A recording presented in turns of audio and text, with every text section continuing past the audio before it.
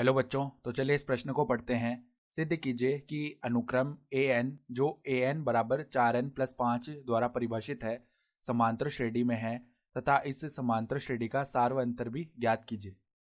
तो देखो सवाल में हमें क्या बोला गया है, हमें सिद्ध करना है कि ये जो अनुक्रम है ए एन बराबर 4n+5 ये इस प्रकार परिभाषित है, ठीक है, और ये समांतर श्रेणी में है, ठीक है, और इस समांतर श्रेणी का जो सार्वअंतर है वो भी हमें ज्ञात करना है। तो प्रश्न में आगे बढ़ने से पहले इस प्रश्न से संबंधित जो मुख्य उदाहरणा है उसकी हम चर्चा कर लेते हैं।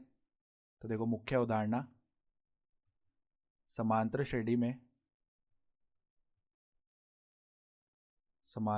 में क्रमागत दो पदों का अंतर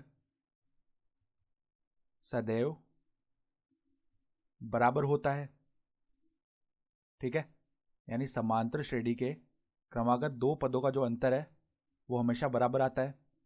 तो देखो यहाँ पर हमारे पास में जो अनुक्रम है, यहाँ दिया गया अनुक्रम क्या है, अनुक्रम ए एन बराबर में 4n+5 है। तो इस अनुक्रम का पहला पद पता लगाते हैं हम, तो n बराबर 1 रखते हैं, तो a1 क्या आ जाएगा, 4 गुणा 1+5 यानी कि 9 आ गया। इसी प्रकार इसका जो दूसरा पद है वो पता लगाते हैं, तो 4 गुणा 2+5 यानी कि 8+5 13 हो जाएगा। इसी प्रकार इसका जो तीसरा पद है वो भी निकाल लेते हैं, तो 4 गुणा 3+5, तो ये कितना हो जाएगा, 4 तिया 12, 12+5 होता है 17, ठीक है। तो अब देखो इसके क्रमागत दो दो पदों का अंतर लिखते हैं, ठीक है। तो यहाँ पर देखो a2 माइनस a1 निकालें तो 13 - 9 हो जाएगा यानी कि 4, और उसी प्रकार यदि हम a3 माइनस a2 निकालें तो वो क्या आ जाएगा, 17 - 13, तो ये भी 4 आ रहा है।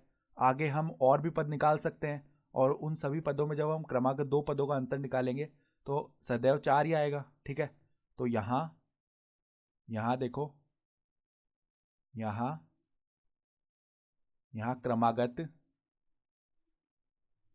क्रमागत दो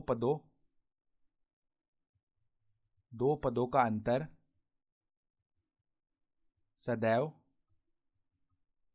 4 आता है, यानी कि बराबर आ रहा है 4।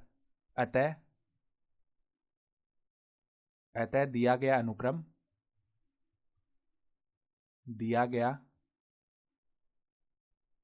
अनुक्रम एक समांतर श्रेणी है, और इसका सार्वअंतर भी ज्ञात करने के लिए बोला गया था हमें, जिसका सार्वअंतर देखो, जो क्रमागत अंतर आता है उसको हम सार्वअंतर बोलते हैं, जिसका सार्वअंतर 4 है। तो सार्वअंतर का जो उत्तर है वो क्या आ जाएगा, हमारे पास में 4 आ जाएगा, ठीक है। तो दी गई अवधारणा के आधार पर हमने सिद्ध कर दिया, तो हम लिख सकते हैं इति सिद्धम। तो आशा करता हूं कि आपको यह प्रश्न समझ में आया होगा। धन्यवाद।